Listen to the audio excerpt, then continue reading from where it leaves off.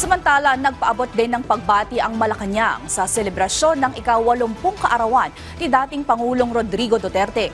Ayon sa palasyo, hangad nito ang maayos na kalusugan at magandang kapalaran na kailangan ngayon ng dating Pangulo. Wala rin daw nakikitang problema ang Malacanang sa mga isasagawang kilos protesta kasabay ng kaarawan ni Duterte dahil karapatan ng mga itong magpahayag. Pero nagpaalala ang palasyo na dapat ay hindi sila lalabag sa anumang batas at manghimok ng anumang kaguluhan. Pag sumigaw na ibagsak ang gobyerno, isa yan.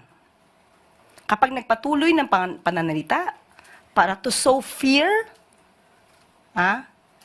i-promote pa yung hatred sa government, bordering the line of inciting to sedition. Dapat alam po nila yan. Dahil sila naman po ay pinamumunuan ng kanilang mga leaders, so dapat alam nila ang kanilang limitasyon.